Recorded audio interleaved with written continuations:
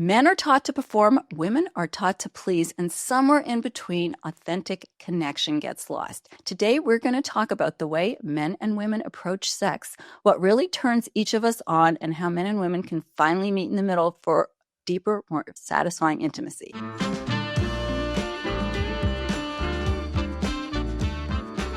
Today, I am sitting with the midlife sexpert, Susan Bratton.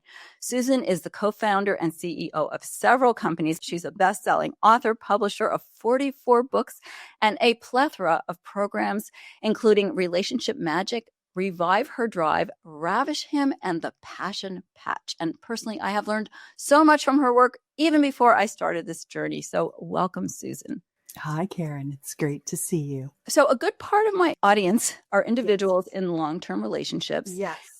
And the biggest complaint I hear is, or biggest complaints I hear is, she no longer wants it. Yep. He wants it all the time, Yep. or we no longer have sex or haven't had it for a very long time. And I would love for you to tell your story and then help us get over that hump, if you will. Yeah, definitely, Karen. That's probably some people call it like desire discrepancy or mismatched libido or whatever. And I generally just think it's lack of information and shitty sex. That's kind of what it mostly really comes down to. And poor women, we think there's something wrong with us. We think our libido is broken. We think, we need more hormones. Honestly, what we need is some decent sex. But the problem is that we don't know what we want. We just know what we're getting isn't it. And our partners have this, response, this spontaneous desire, nighttime erections, morning wood, single-minded focus, horned dogs, superhero costume on all the time. And I mean, don't get me wrong. I love a horn dog. I mean, it would be worse if your partner didn't make you offers, didn't create opportunities, but it is a problem being in a responsive human's body rather than a spontaneous desire human's body. And that's the work of Dr. Beverly Sasson. I really like that distinction. And a lot of what I have done is I have tried to help women not think there's something wrong with them and they're broken. And their husbands are like, well, she doesn't really have orgasms during intercourse, but we're still having sex because that's her job. You know what I mean? And what I try to do is a combination of things. One, like you mentioned, my program, Revive Her Drive. That's a funny one because it makes guys buy it hoping they'll fix their wife. Yeah. And they email me and they're like, "Oh, you sneaky little devil. You fixed me. Shit, I thought it was my wife's fault," right? They don't understand. And it's nobody's fault. It's a no fault situation. It's literally our culture. Yeah. We were raised in it. It comes from religious repression. It comes from patriarchal repression. It comes from a lot of things. The fact that all the things we see, movies, television, even 95% of our erotica and pretty much 96% of our porn all show, and in some cases even worse, they all show a sexuality through a male body and a male lens, or even worse, degradation of women, right? And the problem is that people think that's what sex is. So I have spent the last over 2 decades now helping people understand how to transform this idea of what sex is into how to make love in a way that a woman is chasing you around the house asking for the next lovemaking date.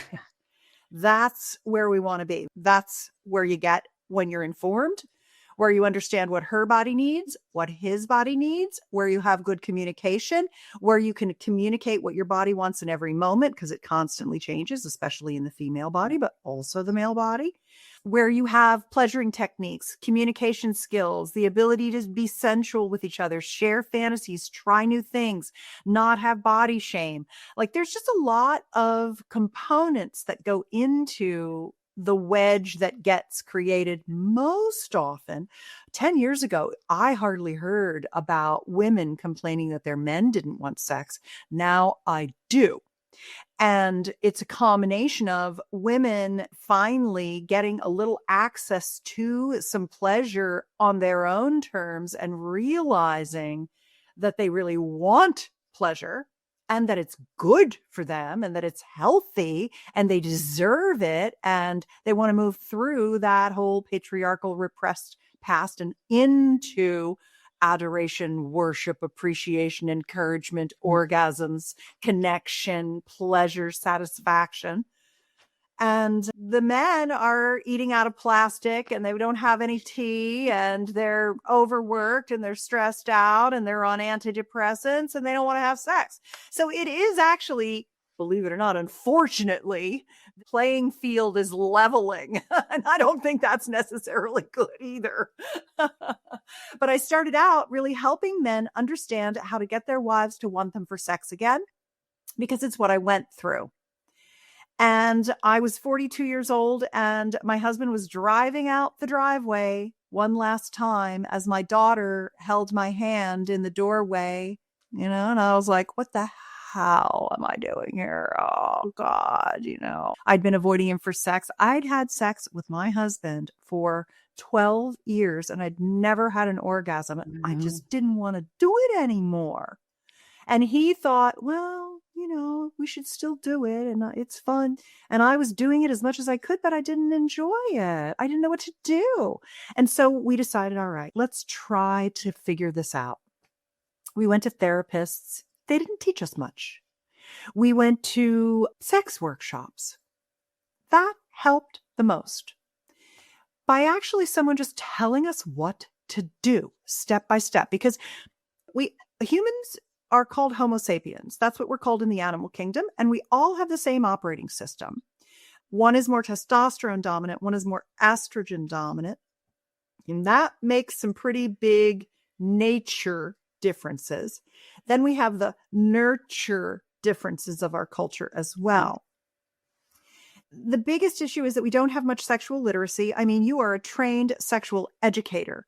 Really, since I've been doing this for the last 2 decades, there are many more of you now. There were very few of us 20 years ago. Yeah. Now it's a very growing field, but we're all faced with censorship, shadow banning, and getting literally blocked out of communication on the internet. Well, Fortunately.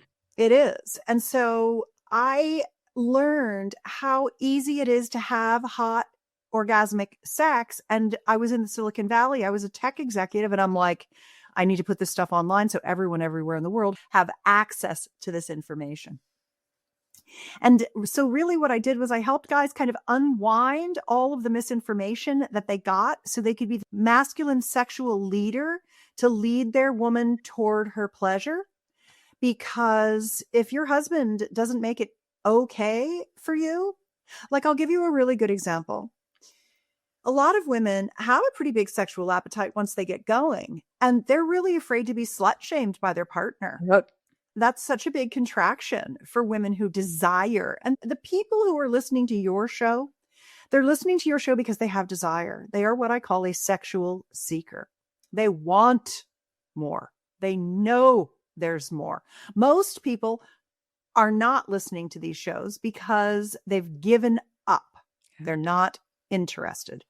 But when I realized how easy it is to just teach someone how to work their operating system and get the results, I dedicated the rest of my life to learning, having, and then giving people the steps to have over 20 kinds of orgasms the human body can have, to feel comfortable knowing what you want and asking for it in bed. How do you listen to your body? How do you communicate? How do you do all of these incredible things? Whether it's really good kissing, fantastic oral, orgasmic intercourse. I mean, there's just so much to learn. And mostly what people are doing is a very poor form of procreation. Like, I will stick my penis inside you and ejaculate. No, that's how you make a baby. That's literally how you spawn. That's right. All that is. That's not sex. And no, it's not foreplay and sex. Foreplay should not be relegated. That's religious repression. That's the only thing that matters is that you replicate the people in our tribe. That's also bullshit. The other thing that's, I think, a really big thing is that women's arousal ladder, how fast it takes them to get turned on, is a very heavy beginning lift, but then she could run circles around him. absolutely run circles around him. And so helping women move into their full sexually self-expressed experience, understand what they need during lovemaking to have that, teaching their male partners or any of their partners what that looks like for him to give to her. How does he make sure that he's encouraging her surrender to pleasure, her appetite for orgasm? It takes a man who has health, energy, desire, attraction, the ability to not contract when she's so big and so full of desire. And so how does a guy learn these things? Inch by inch, step by step. So let's back up. First of all, that was incredible, an incredible explanation. I love it. And I would love to get to a little bit more of the prescriptive. And first of all, the comment about the women having issues with the man not wanting sex, that was my experience. So being rejected personally, then like, why am I a woman that wants so much sex? There must be something wrong with me. So like, there's definitely that shift. But let's fast forward to many of the people that I have met along the way more recently. And in the beginning of this podcast, as I mentioned, I was focused a little more on menopause. And I can't tell you how many women to say, like, I just don't want sex anymore, regardless of, even if it was good, I don't feel it. I don't want it. And so now I'm the male partner and I want to try to give them all this wonderful stimulation and pleasure that you talk about, but the subject is not even something they'll entertain. How would you coach someone into saying, okay, like, how do we even get to pre-gaming, let alone gaming? Yeah. Well, there's a couple of things here. What your ask is too big for me.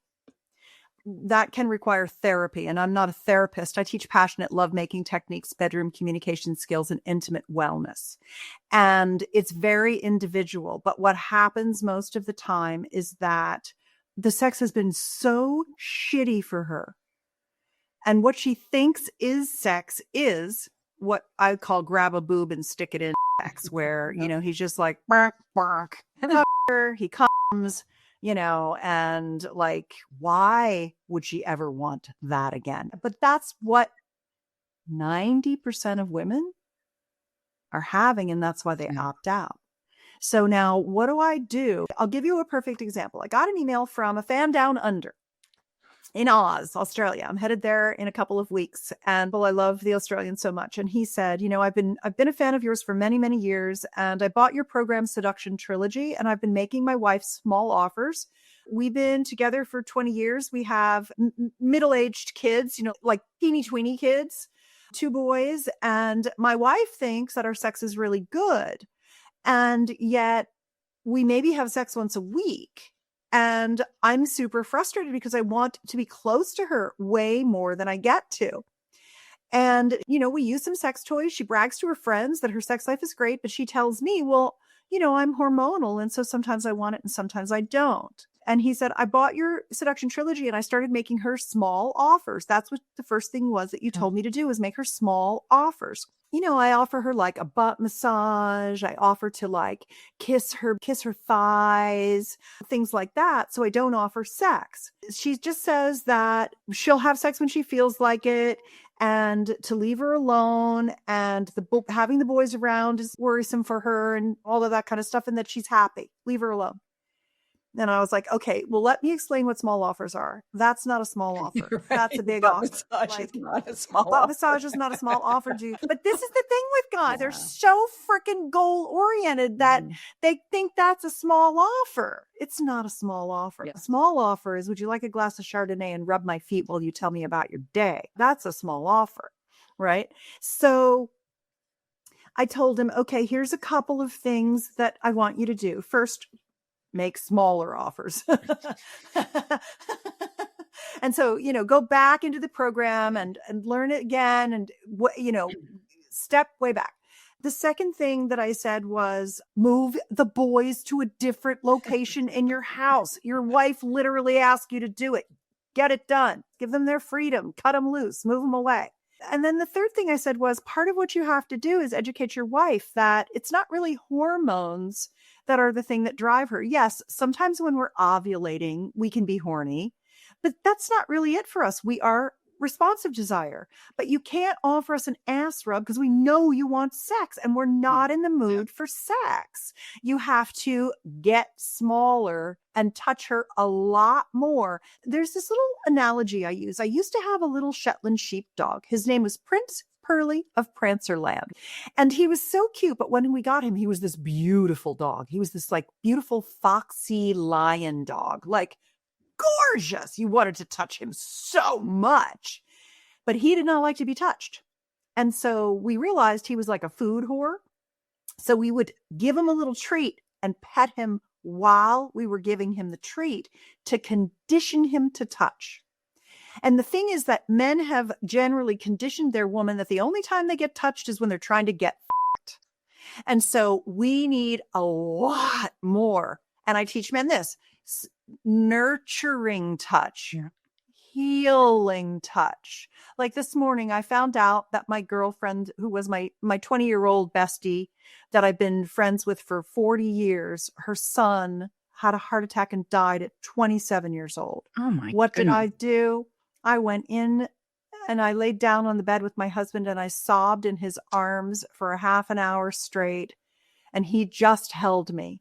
And he knows how to hold me. He knows how to touch me without neediness or greediness or desire. He knows how to nurture touch me. He knows how to heal touch me. He knows how to sensually touch me without making me feel like he's trying to get sex. And he knows how to sexually touch me. And I've learned how to do all of this with him. And so that's the first thing, is really start expanding your touch capacity beyond just give to get. Then when you make offers, your partner will be like, yes, I want to sit on your lap and have you hold me because I know you're not going to try to get me to f you afterward. Yeah. Unless I want you to. She doesn't want to be pinned down. She doesn't want to be held. She doesn't want to be touched. It gets on her nerves because he created this with her. She also thinks sex is intercourse instead of a lot of fun, erotic adventures, right? So I said, one of the things, she says she likes sex toys. She's bragging to her girlfriends about them. Why don't you get the Luxus? Do you know about the Luxus? I've just heard about it. I'm waiting for a sample. Yep. It's incredible. Make sure they send you the harness that goes with it. Okay. Because it's basically, I've got one right here. Let me show it to you. I love this so much for couples who are having like intercourse needs, This is the little harness. It's a silicone harness and it looks like this. And that goes right around your hips and it'll fit tiny, tiny to big, big. And then this is the actual vibrator right here. It has this little, and I know you have a YouTube channel, so everybody's going to have to go to your YouTube channel to see this. Yep. This is the vibrator and it comes down to a little point and that's what goes on your clitoris. This goes up on your mom. So it rests above the clitoral area. And then it comes with these silicone pads. You can actually stick it right on your body and it'll stay. Like, it's fantastic to use as a panty vibrator. Go out on a date, just put this in. It'll stay right in your panties. It won't move. And you put the app on your partner's phone and they can give you orgasms at dinner and then go home and make love to you. But what the cool part about this is too, is that this is his penis ring. He wears this on his penis and it's a proximity sensor. So it goes right on his penis. It's like a magnet that as he's going into you, it speeds the vibration up. And as he's pulling out a little bit, it slows it down. And so he's toggling your sympathetic and your parasympathetic nervous system such that it increases your total orgasmic. Well, first of all, it'll give you orgasms during intercourse really easily. It'll add to orgasms if you're already orgasmic, and it increases the intensity of the orgasms. And it's so fun. So I said to him, try this Luxus because it's a real game changer for so many women who just need more sensation than they're getting from penis and vagina sex. But then go read my orgasmic intercourse techniques and they'll teach you how to use your penis in a way that your wife's vagina likes, not just what feels good to your penis, which is why she's not scheduling sex with you. And so learning how to make her smaller offers, holding her more often, petting her a lot, giving her lots of opportunities to come toward you so that she wants your touch, so that she begins to love your touch, so that she's close to you. And she sees that not every time you touch her, it has to be to get her. And then bring exciting adventure into the bedroom and spend more time with foreplay, learn expanded orgasm, learn yoni massage, learn how to give her really good, massively orgasmic oral. But you can't get everything done. You kind of got to meet her where she is in her limiting beliefs and her, her running away from your touch. So start with those two things and see how you do and report back to me. And so it'll be interesting to see how things go, but I think he'll do a lot better. You're bringing to mind Esther Perel's quote that sex starts at the end of the last orgasm. And I think, this whole idea of that the definition of sex is limited to penis and vagina has really affected us a lot, because if we're thinking that everything we do is trying to attract people, things, in life, then yes, sex is everything and how we show up in the world. And if you're going to do penis and vagina sex, make it highly orgasmic for her. And now how would the word in the medical street is that most women, 97% or whatever the number is of women, cannot orgasm from vaginal penetration alone. And I've heard you say that that's not in fact necessarily the case. It's total bullshit. Absolute total bullshit promulgated by people who don't know what the they're talking about. Woo, tell me more.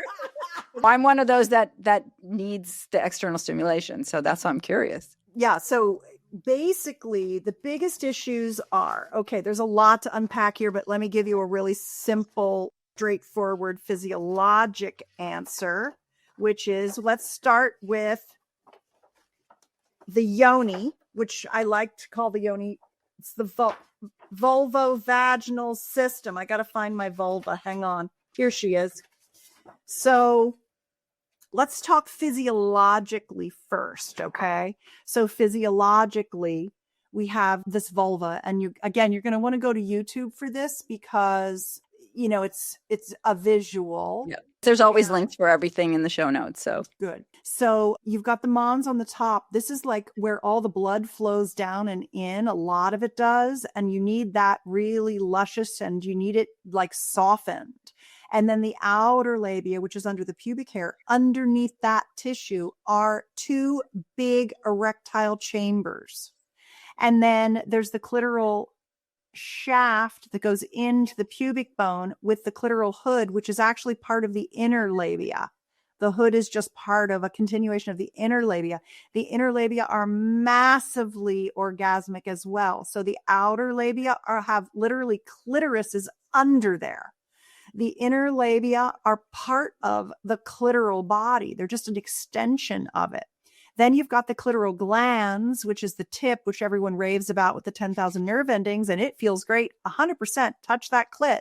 But the shaft is equally as sensual and pleasurable and orgasmic. And then you've got the vestibule inside the inner labia, and that has where your G-spot sticks out from the front. And then there's more G-spot up inside the top of the vagina. It's actually a tube, not a spot. It's a tube of erectile tissue. So that's above the vagina.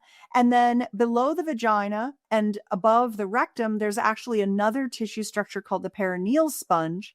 And then there's the rectum, the anus, etc., the perineum.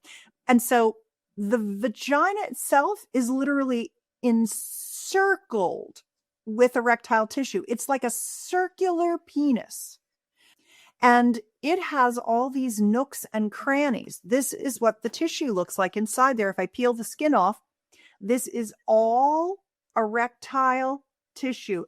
All of this. The only thing that's not erectile tissue is technically the glands, which is not, it doesn't get at, the whole shaft gets erect. And the vaginal pocket is not erectile tissue, but it's surrounded by erectile tissue. But it takes us women 20 to 30 minutes, depending on frequency of engorgement, to achieve our clitoral erections. And very few couples are stimulating that tissue in any intelligent way or persistent manner to get that lady boner. And so women are being penetrated with a flaccid clitoris. And so, you know how it doesn't feel as good to a guy's penis if you touch it when it's flaccid than when it's erect? That's because it's full of blood. It's engorged. It has its erection. Well, when it does, it has more surface area. So it has way more signals of pleasure from the touch and sensation going to his brain, his biggest sex organ. And she never gets an erection. So he grabs a boob, he sticks it in, he pumps away, he ejaculates, she does an orgasm. Maybe he rubs her clit, maybe she puts a vibrator on it, maybe she can have one with that. But it's literally just, number one, a lack of warm up, a lack of her engorgement, a lack of her blood flow, and then poor intercourse habits. So not understanding what feels good to a vagina versus basically the way men have sex with us is how they jerk themselves off. Right. It's how they masturbate. So they're just masturbating inside us. They're not doing what feels good to us. So the orgasmicintercourse.com techniques are what the vagina wants. And doing yoni massages manually or with toys. My favorite toy is this Queen. It's a vibrator that uses an oscillation rather than a vibration. Vibrations are like an itchy buzz. Oscillations are more like a sensual circle of pleasure. So he's using this on her. Yeah, he can use this on all that tissue to get it engorged so that it's all plump.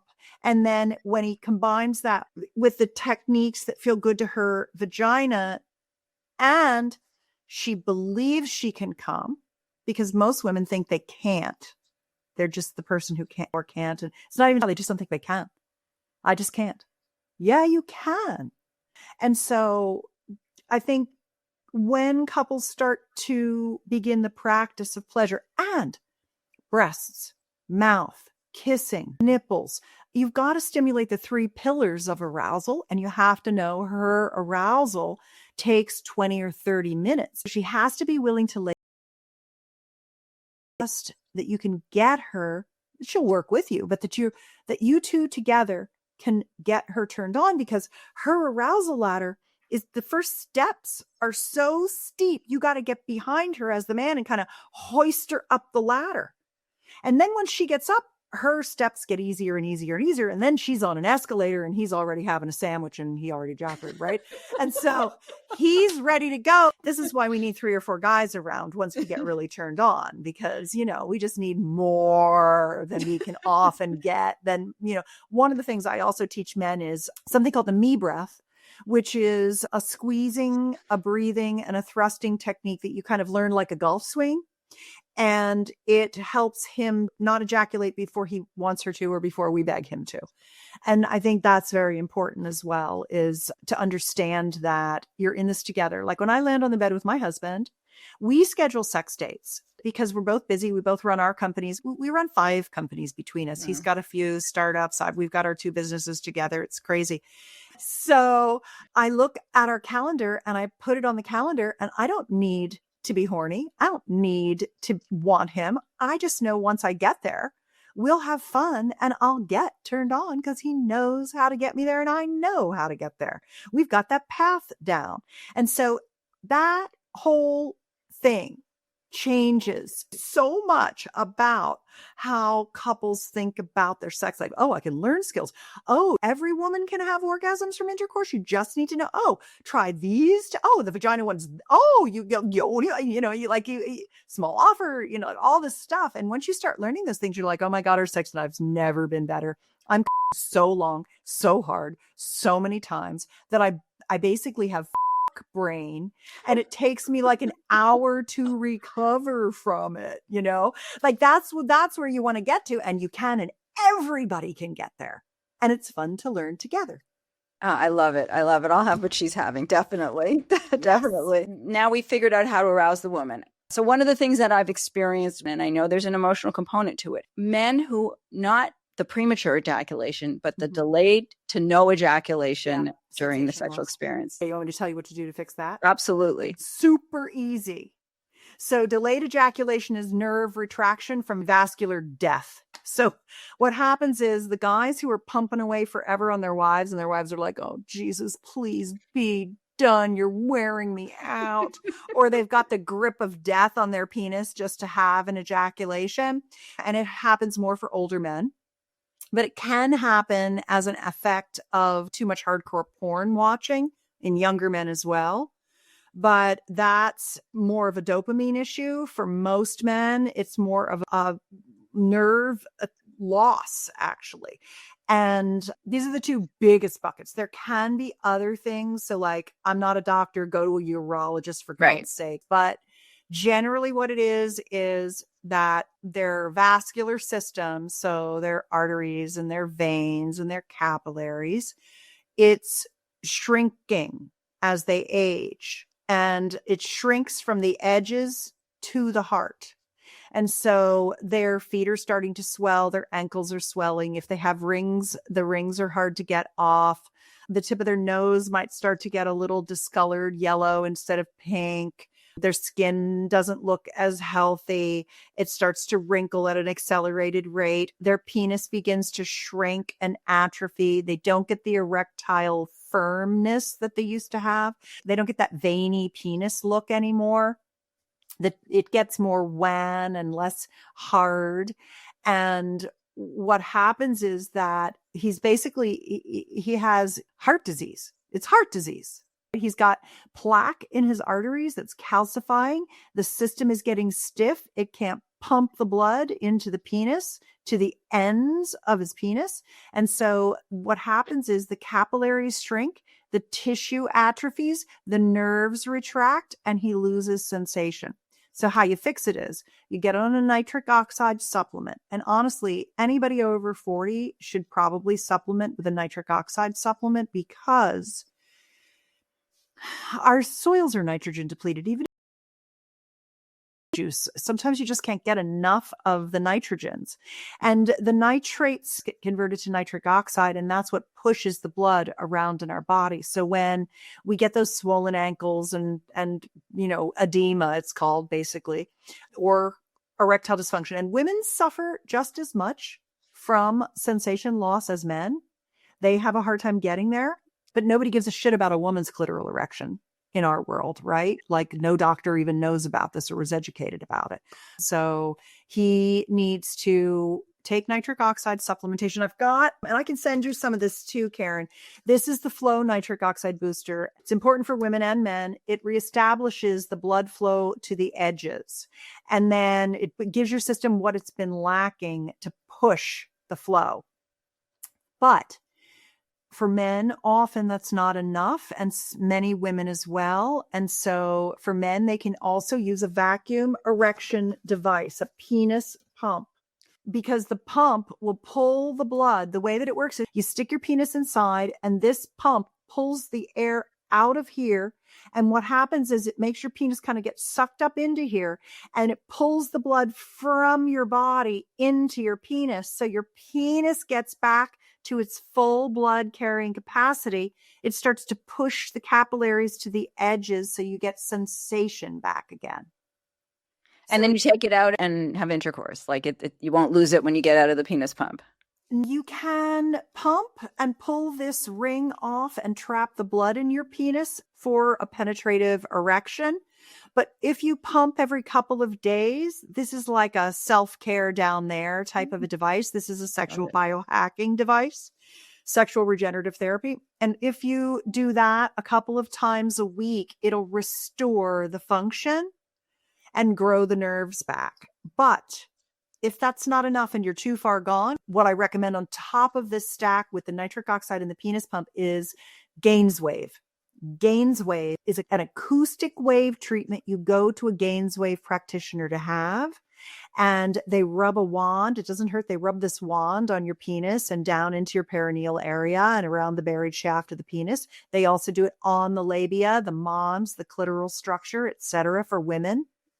And it stimulates new tissue growth, new capillary growth, and new nerve growth. So you get your function back.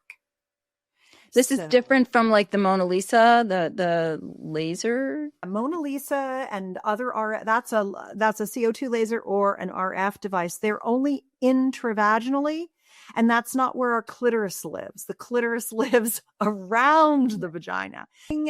I really feel like the Mona Lisas and stuff are like another patriarchal bull thing where it's like, well, we'll fix your vagina, but who gives a shit about your clit? Like, no, like, come on. So I love Gainswave. I've never heard of it. It's GAINSWAVE, Gainswave.com. And that works like a charm. I go in and I send my husband in more frequently than myself because I exercise more than my husband. So I send my husband in every I'm going to say 2 to 3 years. He goes in for a series of 6. And I go in probably every 4 years myself, maybe 5 years myself. I go in and get Gainswave treatments. I'll tell you, my vulvovaginal system, my yoni, is more luscious, more lubricated, more orgasmic, more responsive, more beautiful than it's ever been in my whole life at 64. Wow. I have incredible grip, incredible comes, incredible pleasure. I mean, it's activated, and that's what it is. It's activation and care and feeding of the yoni and the lingam. The lingam is the tantric lovemaking word for your listeners to, that's like commensurate to yoni for women, YONI. That's kind of the psycho-spiritual genital package. I love it. I love it. We could go on forever, but I want to be conscious of your time. Yeah. So anything else you want to add before? I usually have 3 questions I ask all my guests at the end of an interview. Okay. The first one is, and I have a feeling you've kind of talked about it, but I'm going to just ask it. Your definition of sex. My definition of sex is wildly orgasmic experiences with myself and my lovers. Best you ever had? I have so much, so long, and so hard in so many different ways that I don't think there's a best orgasm. I'd say my best orgasm is the fact that I can have all the orgasms, and I'm discovering new ones. So I would say that it's probably just the intensity and variety of the pleasure that I can have. And fantasy that you have that you haven't yet experienced. Oh, God. Sexual fantasy, I should say. I mean, I'm so lucky. My husband's like, what do you want to do? Do you have any ideas? And I'm like, I don't know. Sometimes I'll be like, I don't know. What do you think? And he'll have 5 ideas. And sometimes I'll have 5 ideas. And we always have new ideas. I try a lot of new sex toys. I like to have sex in different positions, in different locations. I have something called the Sex Life Bucket List. It's like all kinds of new techniques. Let's de-armor my G-spot. Let's have an expanded orgasm practice. Let's try full body energy orgasms. Let's try the Luxus intercourse vibrator. It's like got a lot more fun things in it. So there's 48 erotic play dates at the Sex Life Bucket List for your consideration. Susan has so much information out there. We could probably do 20 podcasts and still not cover it all. So I will let you, the audience, go out and find some of those products and follow Susan. And oh my God, this has been amazing. Thank you so much. My pleasure, Karen. Thanks for getting right to the meat, right to the heart of the problems. You did not make it easy on me. You wanted me to solve all of the biggest sex issues in 45 minutes, and I gave it my all for you, girl. You did a very, very good job. A+ for the student, definitely. Thank you. Thank you.